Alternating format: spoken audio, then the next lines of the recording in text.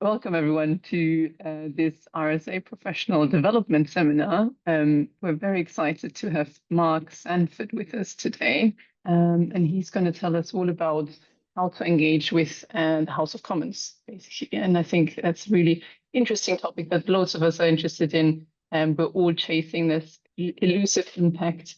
And I think Mark will tell us about how we can achieve that through engaging with the House of Commons. But without further ado, I'll hand it over to Mark. Thank you very much, Carolin. It's a real pleasure to be here today and to be able to engage with people on the other side of the fence, so to speak. So my name is Mark Sandford. I'm a senior research analyst in the House of Commons Library. There are about 80 people who do my job. I cover local government and devolution in England, which is what leads me to have engaged with the RSA in the first place. I'm going to talk for about 15 minutes. I'm going to go through some basic ways of engaging with Parliament. There is a presentation. It's got lots of useful links in it, which I'm not going to dip in because we don't have that much time, but the presentation will be made available after the event, so you can use that and follow up on anything that interests you. So I'm going to start with what may be a very basic point for some of you, but I think it's worth making, which is that Parliament and government are not the same thing. So Parliament is a debating forum, it's a place where laws are made, it's a place where current issues are aired. Government are the decision makers, and they're an entirely separate organisation, even though ministers in government are drawn from Parliament. There's nothing to stop you engaging with both Parliament and government on the same topic at the same time. But when you're engaging with government, you're engaging with the decision makers and looking to advise or influence government policy. But with Parliament, you're not working directly with the decision makers. You're making MPs aware of matters in which you're expert, and you're influencing the wider public policy debate. So in 15 minutes or so, I'm going to talk about 3 aspects of engaging with Parliament. I'm going to do this hopefully with an eye as to how you as researchers might look to draw attention to your research or get your expertise available to a wider audience. So firstly, I'm going to talk about select committees in the UK Parliament. Then I'm going to talk about other forms of parliamentary proceeding, which offer a way in to influence. And then lastly, I'm going to have a quick look at opportunities to actually work in or with the House of Commons, which do exist as well. So I'm going to talk first about select committees. So select committees exist in both the Lords and the House of Commons. The ones in the Commons mostly face government departments. So there's one facing the Department for Business and Trade. There's one facing the Department for Housing, the Ministry for Housing, Communities and Local Government. There are a few others, things like the Public Accounts Committee and PACAC, the Public Administration and Constitutional Affairs Committee, which are non-departmental. The select committees are chaired by elected chairs. There's typically a membership of around about 11 backbench MPs, and the party balance, the political party balance on a committee reflects the party balance in the House. So they've all got a Labour majority at the moment, but they do work on a cross-party basis. They are separate from public bill committees, which scrutinise legislation. Okay, remember that. I'll come back to public bill committees in a moment, but they're entirely separate. House of Lords select committees are mostly more cross-cutting, so they have titles such as Constitution, Public Services, Economic Affairs, and so forth. And the basic way in which select committees work is that they hold a steady stream of inquiries, where they will invite evidence, which really means information or data. They'll publish that evidence on the website. They'll use the evidence they receive to draft questions for oral evidence hearings, to which they will invite practitioners and experts, and usually a minister, and they will produce a reasonably lengthy report resulting from the information they glean from their inquiry. It's pretty normal for a select committee inquiry to have at least one panel of academics giving oral evidence, that is, appearing in front of the committee and answering questions from MPs.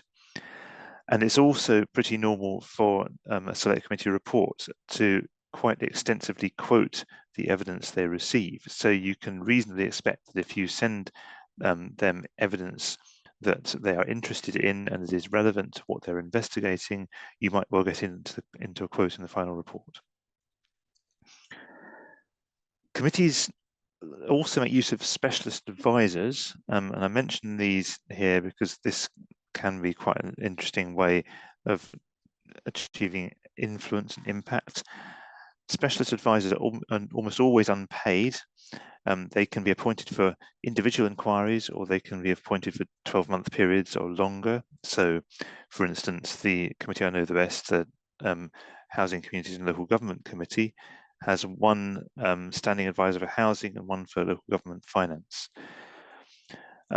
Committees do also commission research, although in practice that is quite a lot rarer, and I would not count on ever being actually asked to do a bespoke piece of research by a committee. That's pretty unusual, and we're talking about a few times a year across the whole of the House of Commons. So that's just something to be aware of. At the link on this slide, you can see a list of the committees that exist at any one time. So you can follow through the links to their individual web pages. You can see which inquiries are live at the moment and how those relate to your areas of interest. This is just to reiterate how the process of a select committee inquiry works. So we start off with the committee deciding on a topic of inquiry, and there are several inquiries running at any one time. They'll launch the terms of reference. They'll put out a press release inviting written evidence that gets processed. Oral evidence sessions are then held. We mention on this slide that committees do things like visits, roundtables, and even things that amount to original research, such as surveys.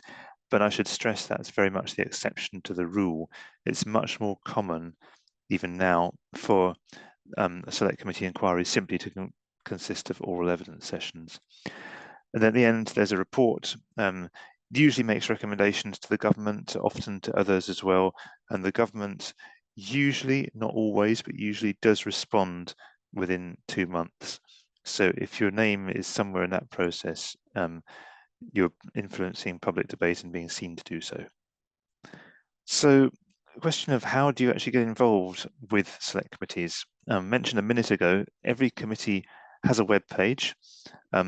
As I said, when they launch a new inquiry, they will invite written evidence. You have to watch out for this because there's often not long between written evidence being invited for a new inquiry and then oral evidence sessions being held. So if you were to click through to the link here, the current inquiry on reforming the water sector, the inquiry was first announced on the 19th of December last year. Written evidence was invited then, but then we had the first oral evidence session on the 21st of January, so not long at all to actually get evidence in. There is guidance at the second link on this slide about how to submit evidence. I'll leave you to read that in your own time, but I just want to make a key point. Make sure if you're responding to a call for evidence that you answer the questions that are set out. You don't necessarily have to provide up-to-date research findings. You may be able to respond to the questions that it asks based on your wider knowledge of your field. A committee doesn't necessarily value being up to date with the most recent research that it possibly can be. It wants authoritative answers to the questions that it is interested in. Also, look out for areas of research interest, which are published at the third link on this slide. These are much more rare, so there's only 2 or 3 a year or so across the whole of the House of Commons, but they're also fairly broad subject matters. So the most recent one, for instance, was on artificial intelligence. And there were a number of questions on which the relevant committee wanted to get more background knowledge.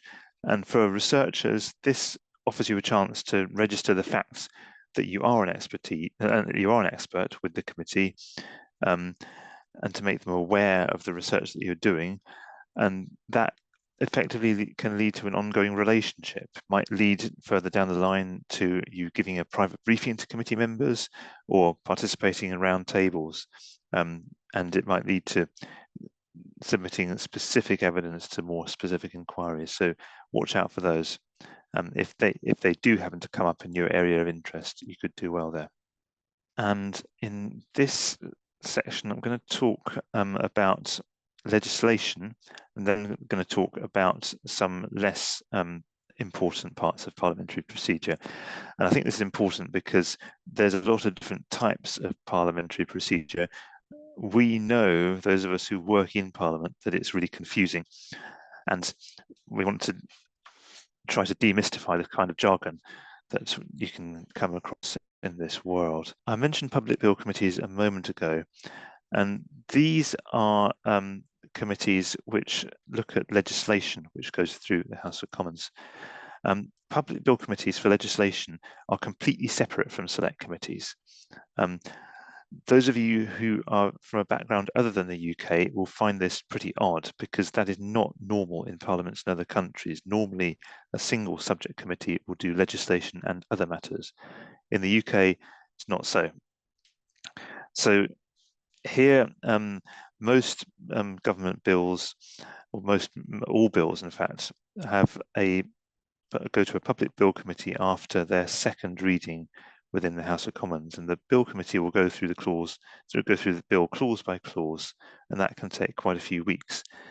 However, before that happens, most public bill committees now take evidence from experts and interested parties in much the same way as select committees. Now, this is worth knowing because that part of the process is organised at very short notice, because we don't get internally any of the dates that we need until the very last minute. And the bill clerks, the people who are organising these sessions, are not experts. They're not the same people that run select committees. So they normally are rushing around trying to find relevant expertise for these sessions, which means that there's an opportunity for people with expert knowledge to make themselves available at this point as a bill is going through the House of Commons, and offer to provide written evidence or oral evidence. And we have an example here from the Border Security, Asylum and Immigration Bill. This is a current bill which has just gone into committee stage in the House of Commons. Now, the bill team published a call for evidence yesterday. The first meeting of the bill committee that is considering this bill is on the 27th of February. So that's a couple of weeks away. So during that time, less than 2 weeks, the clerk has got to receive written evidence, and that he or she has got to get in place good quality witnesses to appear in front of the committee. So if they hear from you in that specific time slot and you can provide evidence that is relevant to the bill, that would be a very good way in to influencing Parliament. I should say that in terms of working out whether you can actually influence a bill through engaging with it in this way, it's really difficult to show a link between cause and effect here, because it's very, very, very rare for anything that happens during a public bill committee to actually lead the government to turn around and say, gosh, you know what, we've got that wrong, we're going to change this. That might happen, but it won't happen at that stage. It will more likely happen later on as the bill goes through other stages within Parliament. Governments don't like to be seen to be changing their mind on the basis of what somebody tells them in the public bill committees. So it's not likely that you will be able to submit evidence and see it lead to direct changes in the bill, but people will be watching and people will be reading what you say and listening to what you say. So it is worth engaging there. In the House of Lords, I just mentioned quickly, the evidence stage doesn't exist. So this is something that can only take place in the House of Commons. I'm going to move on now to look at other aspects of parliamentary procedure where it is less easy to gain any influence. There are various different types of debates in the House of Commons alongside debates on legislation. There are adjournment debates and Westminster Hall debates. They're the two main kinds. These can be on almost any subject, and they're led typically by backbench MPs. And there's some examples here of the type of topic that backbench MPs will use these debates for. They can be anything or everything. They can be extremely local. They can be on the closure of the hospital in my constituency, for instance. They can be very, very particular. The subject matter for these debates is only really announced with 1 or 2 weeks notice. So it's quite difficult to really have any influence here. The only way to do it would be to contact an MP who is conducting a debate on a subject on which you're expert and offer to provide a briefing. And as I say, you only have sort of a 1 or 2 week window in which to do that. Backbench business debates are longer debates which are run by the Backbench Business Committee. These happen on 35 days per parliamentary session. These can be longer, much more substantial topics. So again, there is not much notice of these, and you would really realistically have to contact the individual MP who is leading the debate in order to have an influence. I would also stress that all of the debates that are discussed on this slide don't have any direct influence on government policy. They might raise the profile of the topic a little bit, but they are not going to lead directly to changes in decisions by government. That goes back to the split discussing earlier between Parliament and government. And that's important to remember when you're assessing how much impact you're likely to have in a topic and when you're claiming how much impact you're likely to have on a topic. If you want to look at the business of the House of Commons, you can follow the second link on this slide. You tend to get 1 or 2 weeks notice of what is happening in the House of Commons, both in the committees and in the chamber generally, but not more. So you need to look back fairly regularly if you're interested. And on the next slide, I have noted a few more means of engaging, which are kind of less influential, I would say. You will have heard of some of these, that's why I mentioned them. Firstly, all-party parliamentary groups. These are informal groups of MPs and peers, which are typically focused on particular subjects or particular countries. There's a register at that first link there. Some of them meet regularly, some of them produce reports. They're not administered by parliamentary staff. They're very, very much informal groups, and they don't represent the views of Parliament in any way. And often they'll get support in kind through secretariats from interest groups or think tanks. So there's an example there, an APBG on the northeast, and the support for that is provided by Devo Inflect, who are a public relations firm. That's not untypical. There's also the Commons and Lords libraries. I hate to do down the part of the Commons in which I work, but just to say that we don't have a huge amount of engagement in the House of Commons library with academics. We produce a lot of briefing material for members. We have several hundred briefing papers which are available on the Commons Library's website. But I would say that the amount of use that we make of academic research projects is quite limited. If you were to look at an average Commons Library briefing paper, it's probably got no more than 2 or 3 references to actual journal articles or academic books. They tend to refer to more to sort of contemporary government material. And I also want to mention POST, which is the Parliamentary Office for Science and Technology. This produces a range of briefing papers in the area of science and technology, increasingly social science as well.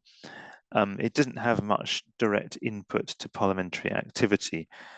But saying that, post is definitely your first port of call if you do want to connect with Parliament and you're not sure where to start. And if that's what you want to do, I would encourage you to use the resources that are shown in the next slide. So this is the final slide. I mentioned that I would give some examples of working with Parliament, and there are a few opportunities to actually work in Parliament or with Parliament.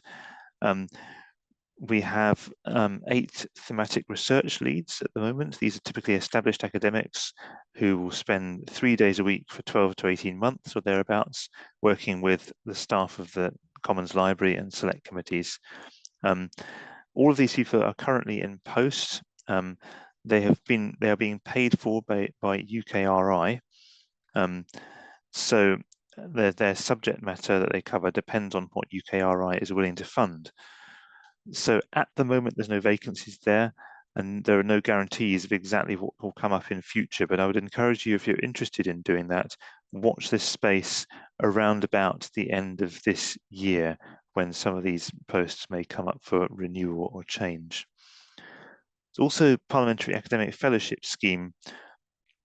This is a scheme which permits people to come in on 12 to 18-month fellowships, typically in specific areas of work, areas of study. And typically, if a fellowship is offered, the host team will want to negotiate a few agreed outputs. They're not paid. There's nothing to stop you using those in part to use the access to Parliament to get into good networks, to pursue your own research or anything like that, but it's likely that outputs will also be agreed. And there's also the post fellowships. Those are smaller. They're typically 3-month summer fellowships for doctoral students, sometimes postdoctoral students, I think, too.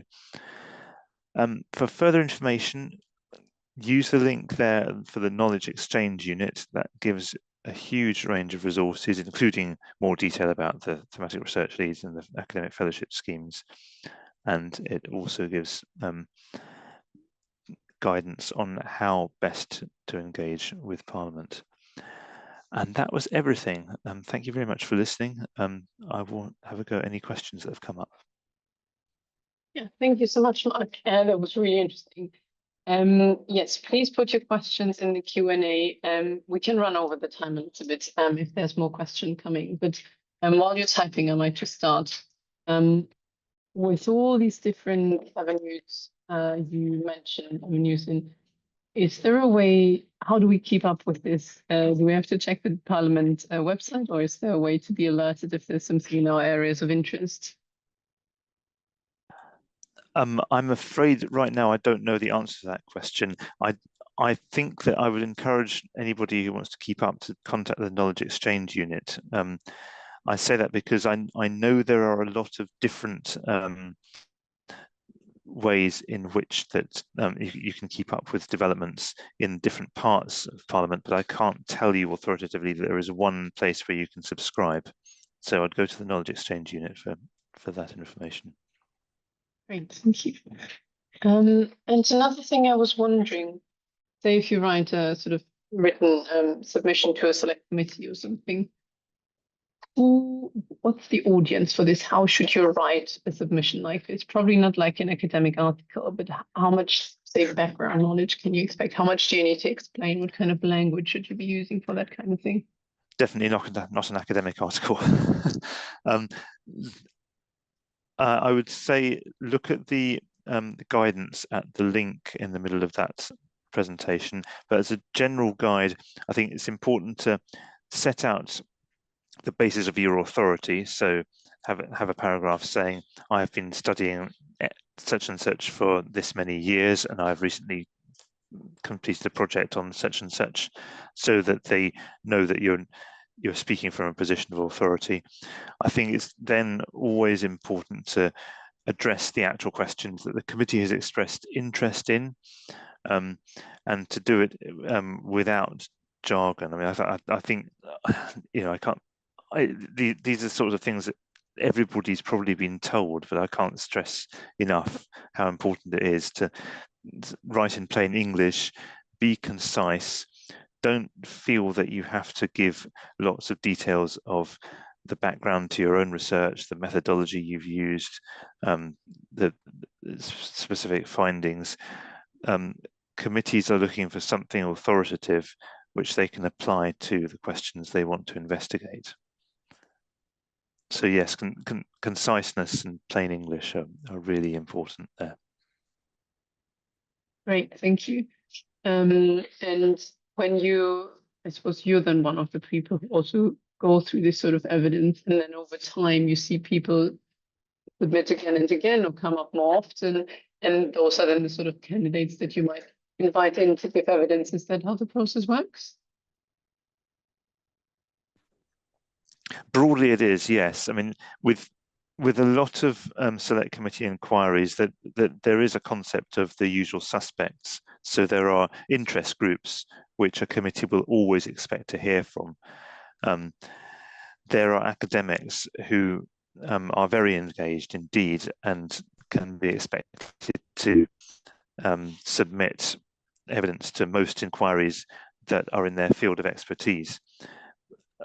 This is we internally acknowledge that this is an issue, that we risk getting the same voices being heard again and again and again, and we do try to encourage other voices to be heard, which is one of the reasons why the Knowledge Exchange Unit exists. It's only been in existence for 7 to 8 years, and one of the reasons why we want to do sessions like this, so that more people do submit evidence to select committees, and their output becomes more representative and broader in knowledge. Yeah, no, that's really interesting. I think also, especially from a sort of early career perspective, you're never quite sure when am I expert enough. There is a question in the chat. I'll just read it out from Emin. You mentioned submitting evidence to Parliament. Does that mean we have impact, for example, to change the policy? Thinking of impact and the RAF, so the Research Excellence Framework, what would be the best way to achieve impact by changing government policy? I think what I wanted to stress there was that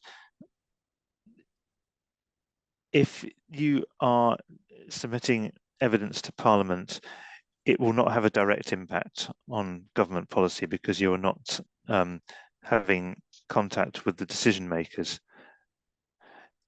If you're interested in influencing decision makers more directly, the best way to do that is to develop contacts within government itself, with government officials, civil servants.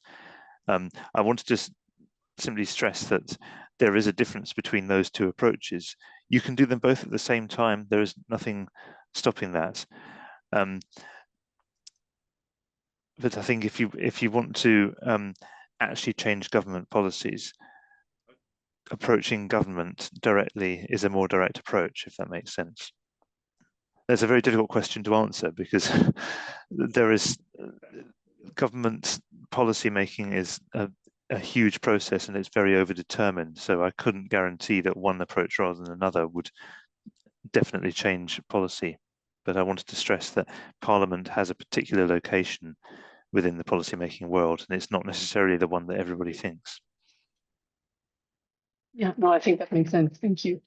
And I think it's interesting to understand the different ways where evidence is used and where we can be useful. And I think often anywhere we try our best. If there are no more questions, and I'll talk a bit slowly, if anyone is still typing, you can still put it in. But I really want to thank Mark for his time. I hope you found it as insightful as I found. And the slides will be circulated afterward, and you will find all the links in there to follow up on, and read through that in your own time and find those resources. And as Mark said, there is a knowledge exchange unit, I think was the right word. So yeah, feel free to get in touch with them. I think that's also just a nice thing to know it exists and it is open to you to get in touch to understand where it might have influence. So Mark, thank you so much. And I hope you enjoyed it and come to another seminar sometime soon. So thank you everyone. Bye-bye.